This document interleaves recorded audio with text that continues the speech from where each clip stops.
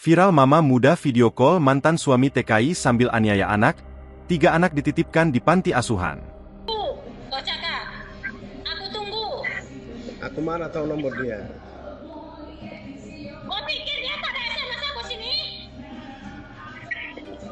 Pilu mama muda video call suami TKI sambil siksa anak.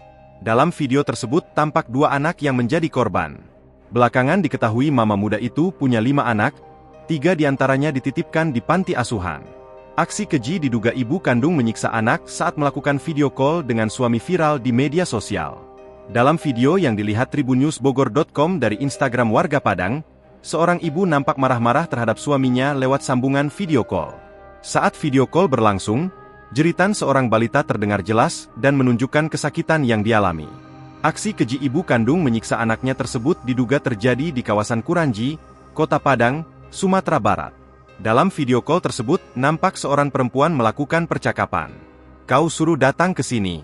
Aku tunggu, kau catat," ucap si wanita dilihat tribunnewsbogor.com, Selasa, 1 Oktober 2024. Dalam video yang beredar tersebut, juga ditampilkan isi pesan percakapan bernada ancaman dari sang wanita. Sementara sang pria dalam video tersebut tampak kesal dengan perlakuan istrinya terhadap anaknya. Selain itu, pria tersebut juga menyampaikan kepada istrinya bahwa saat ini dia sedang tidak punya uang. Sementara itu, pria yang dikabarkan tengah bekerja di Malaysia tersebut meminta anaknya untuk bersabar. Dia pun menjelaskan alasannya tidak memberikan uang kepada istrinya. Pria tersebut tak memberi uang lantaran sering ditipu sang istri. Kabid Humas Polda Sumbar, Kombes Pol Dwi Sulistiawan menyebut pihaknya saat ini masih mengecek video viral tersebut. Lurah tempat tinggal sang ibu sadis berada yakni Pasar Ambacang baru-baru ini membeberkan sederet fakta. Lurah bernama Yudi Asril itu menyebut bahwa wanita yang tega menganiaya anak-anaknya sambil video call suami itu adalah warganya. Wanita tersebut selama ini tinggal bersama anaknya. Sementara pria yang ada di video adalah mantan suaminya yang sedang bekerja di Malaysia.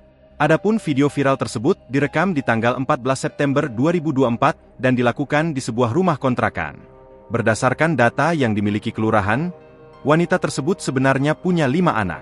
Namun hanya 3 yang diasuh wanita itu, sedangkan 3 lainnya dititipkan di panti asuhan. Selama ini, pihak kelurahan mendata keluarga wanita viral tersebut sebagai keluarga yang kurang mampu. Sehari-hari wanita terduga pelaku penganiayaan anak itu bekerja sebagai pedagang produk online. Adapun alasan wanita kejam tersebut menyiksa dan menendang kepala anaknya sambil video call, adalah karena kesal tak diberikan nafkah.